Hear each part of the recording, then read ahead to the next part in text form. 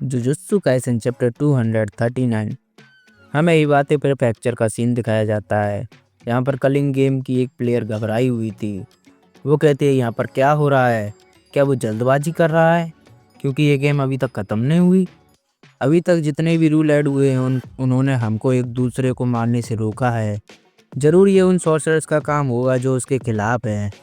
शायद गेम काफ़ी स्लो चल रही थी, इसीलिए उसने यहाँ पर फौजियों को भी भेजा था, पर इसने भी उसे सेटिस्फाई नहीं किया।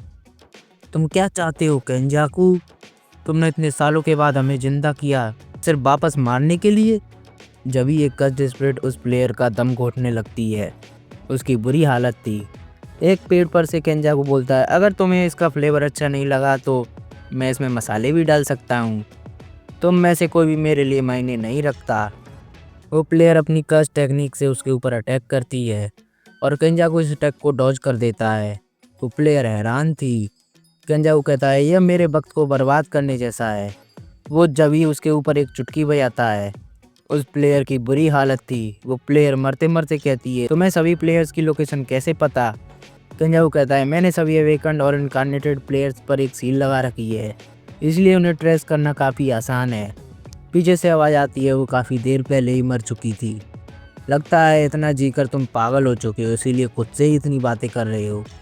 केंजाकू कहता है ऐसा इसलिए है क्योंकि मेरे दोस्त कम होते जा रहे हैं। तुम्हें कैसा लगेगा अगर तुम मेरे दोस्त बन जाओ? हाजिनोकी कहता है मैंने इससे भी बुरी बुरी बातें सुनी हैं। केंजाकू कहता है मैं खुश हुआ। मुझे तुम्हें बताना है कि मेरा दोस्त बनने की कुछ रिक्वायरमेंट्स हैं। सबसे पहले तो तुम्हें बोरिंग नहीं होना चाहिए और दूसरा तुम्हें मेरे इक्वल होना चाहिए। मैं वैसे मजाक कर रहा था। हाजिनोकी कहता है पर हर चीज़ को सीरियसली मत लो। वैसे ही मैंने लंबे बालों वालों से दोस्ती करना छोड़ दी है। सच में ये कितना बुरा है। वैसे एक सेकंड रुको। वो अपने मोबाइल पर देखता है कि सुकुना ने गुजो को मार दिया था। केंजाकू कहता है अच्छा तो उसने अपनी टेक्निक के टारगेट को बढ़ा लिया। लगता है तुम अपने आप को एंजॉय कर रहे हो। हाजिनोकी कहता है वो हार गया। वैसे अगर उन्होंने उसे हरा दिया तो उनके अगले टारगेट तुम ही होंगे, है ना? मैं सोच रहा था कि यहाँ पर कोई आकर मुझे बैकअप दे दे। केंजाकू कहता है अगर मैं तुम्हारी जगह होता तो ऐसा नहीं सोचता।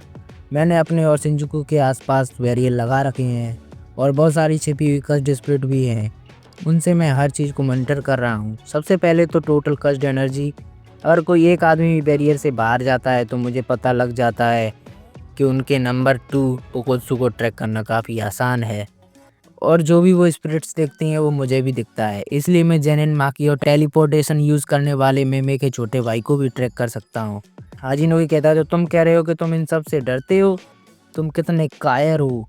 केंजाकू कहता है चलो इस बात को हमारे बीच ही रखते हैं। जब ही एक तरफ से उसके ऊपर बहुत सारी कस्ड स्पिरिट्स हमला करती हैं।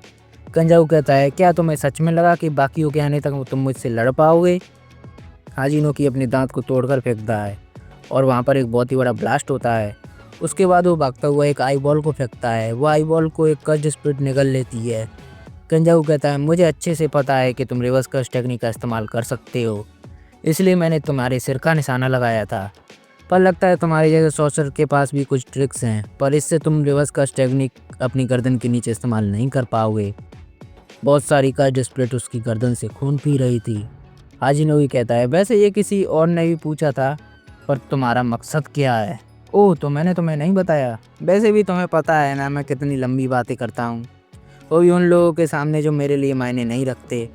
सभी प्लेयर्स को मारने के बाद मैं इस कलिंग गेम को ख़त्म करने वाला हूँ, जिससे वो बाइंडिंग बहुत ट्रिगर हो जाएगी, जिससे सभी जैपनीज हायर लाइफ फॉर्म के साथ मर्ज हो जाएंगे, जो कि है टेंगेन। हाजिनोकी कहता है हाँ वो क्या है? केंजाकू कहता है क्या तुम कुछ ऐसा नहीं देखना चाहते जो कि तुमने कभी नहीं देखा हो?